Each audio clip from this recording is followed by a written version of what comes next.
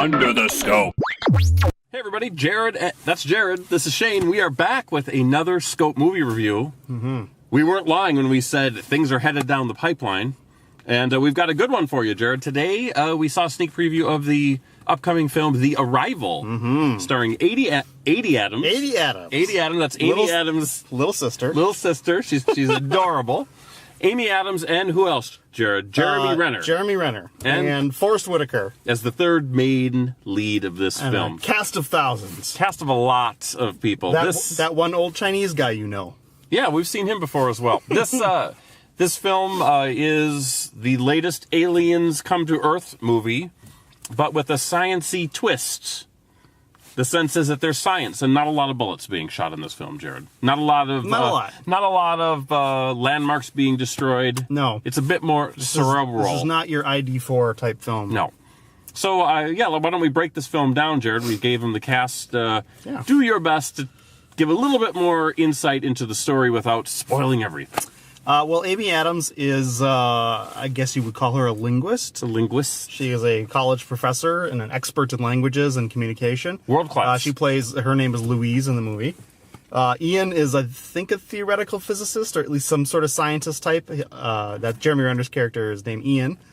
And Forrest Whitaker plays the, kind of the tough guy colonel. The army boss. Who, when the aliens show up, he's on the scene. He has to recruit them to try to communicate. So what happens? Not the aliens, the two humans. Right. So at the beginning of our films, we've got Louise is.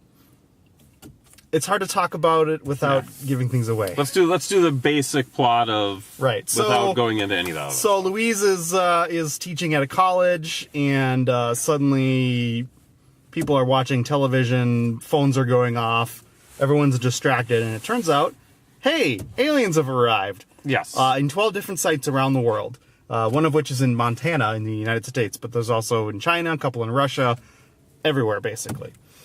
And long story short, she gets recruited by the colonel, played by Forrest Whitaker, to join up and, as we said, go and try to establish contact with these aliens.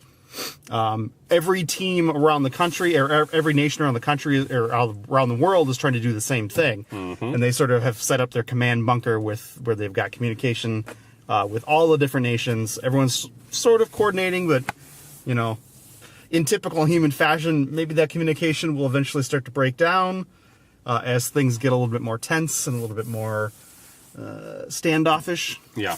So it's a kind of a slow burn to start, where they're sort of trying to figure out the methodology of how to establish communication with the aliens. And eventually there's some breakthroughs. And that's when things get interesting. And there we go. Will they be able to have a meaningful relationship / contact with these aliens, Jared? Will they be able to figure out the language? I don't know. Maybe this will be a Twilight Zone scenario where the book is really to serve man, and it's all about how to serve man. What are those as a delicacy? What are the aliens called? Metapods? They're called heptapods. Whatever 7 is. Yeah. 7 feet. I don't think they look like big hands. Yeah, I don't think the look of the aliens is a hidden thing. I think that they've popped up here and there. Sure. Yeah. So yeah, this is an interesting film, Jared, because, it's the struggle with communicating with these aliens is trying to figure out their language, and the movie is sort of disconcerting in that sense because everything is not as simple as it seems, and so the movie sort of mimics that, right? As it goes along, and as our main characters, their understanding of the language progresses, so does sort of the complexity of the film. Correct, in a sense. Yes. It's a very cerebral film. Yes, in twists and turns. I mean, it's kind of fun to see a film like this. Maybe not fun is the word, but it is compelling because it is not your typical aliens come to Earth and what do we do? It feels different, genuinely different in a lot of ways. I mean, I think the obvious connector is maybe Contact. Sure. That came out in the late 90s, I believe, starring Jodie Foster. Before the reconnaissance. Yes, which that movie seemed to be deep and cerebral, but it gave you a lot of answers at the end. You Yeah. know what I mean? It sort of wrapped things up in a pretty little bow, and you had your really good guys and your really bad guys, and la la la la. They crack the code and people figure it out. This movie is definitely not that. It's not tidy.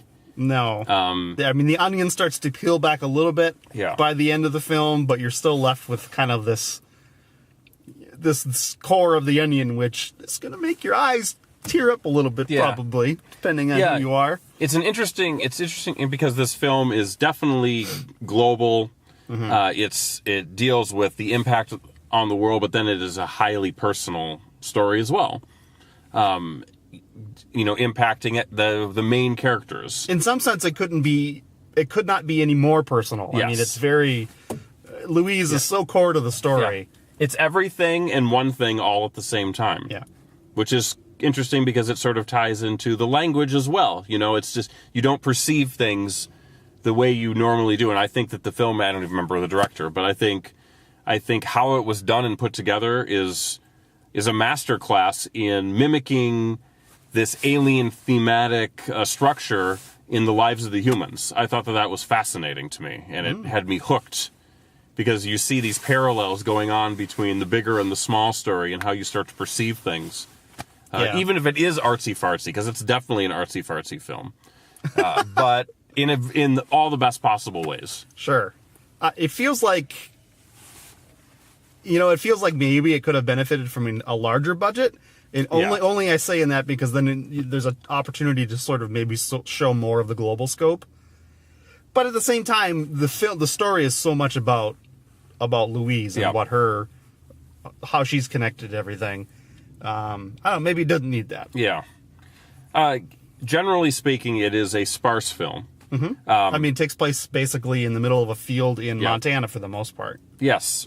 And one other thing I liked about it is the way the music felt otherworldly as well. Yeah.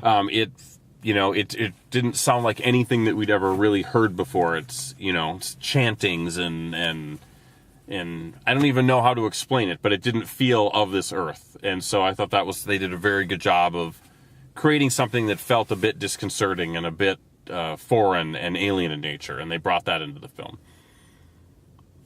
Acting, pretty good, huh? Amy Adams always kills it. I think that it was her story. Everybody else is kind of... Yeah, Jeremy Renner's there. He does fine with what he's given. He just does have a lot to do. And Forrest Whitaker is maybe a little bit wasted.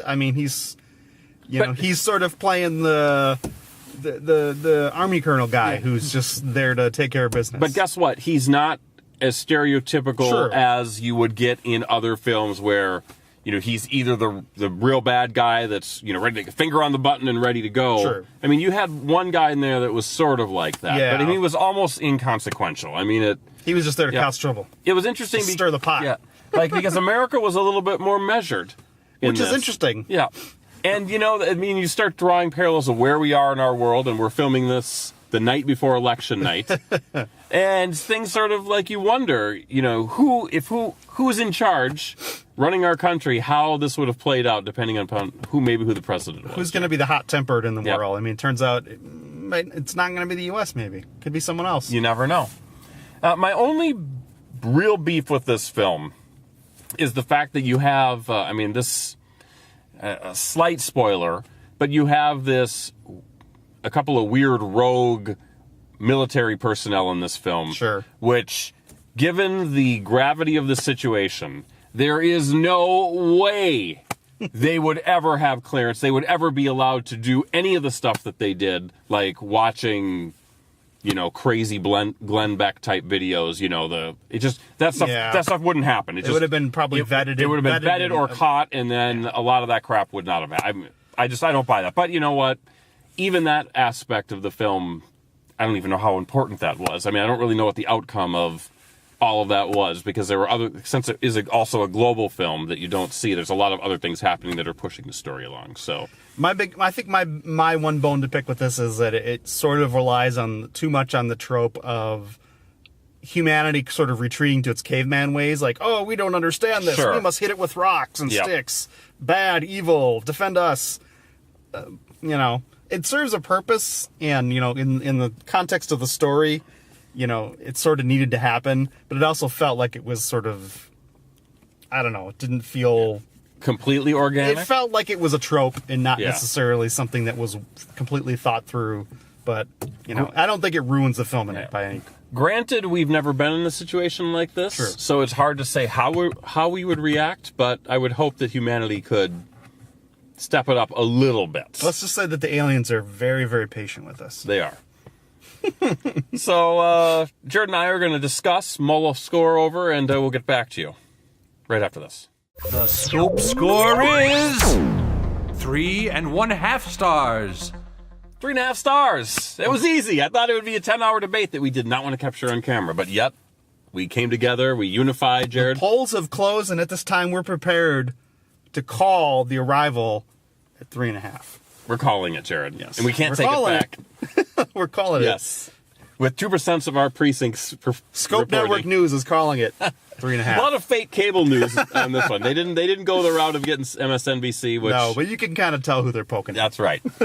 So, a good score, Jared. Yeah. A quick question before we wrap this up. Sure. Is this movie Oscar material? I mean, I haven't really been paying attention, but is this a movie that could be in the running? I don't know. I think maybe if it strikes the right chord with the Academy voters, perhaps. If the studio wants to make a push for it, I mean, Paramount is the major overarch. Yeah. I mean, they've certainly got the ducats to make it go. I don't know. I don't know what that means. I don't know how campaigns work. I'm just curious. I mean, is this a movie that could be in contention, or are we just science fiction nerds that are giving it touches on some interesting themes, and it's got a sort of a really interesting narrative structure. And it's interesting sure. the fact that science and thought, are the forefront of this film, right? It's not like, I believe this. It's like, hey, we need to research this and figure this shit out. Yeah. So maybe that strikes a chord with some of those liberal elites in Hollywood land. If Jared, there's anything left after the culling. That's right. Jared, tell everybody how those liberal Hollywood land elites can get in contact with us if they so choose. Well, they can stick their heads out of their bunkers after their gold-plated bunkers. After America has fallen, and they can like, comment, and subscribe down below.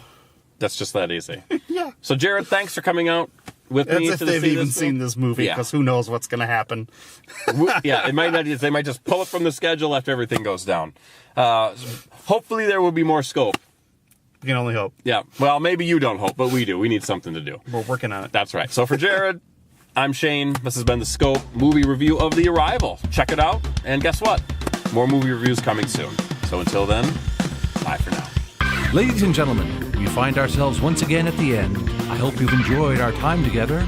I know I have. Fear not, Scope faithful.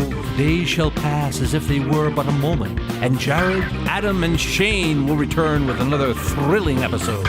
Until then, send your comments to comments@thescopeshow.com or leave a voicemail message by dialing 612-21-SCOPE. That's 612-217-2673. Thanks for listening, faithful fans. This is Tony Partington saying adios.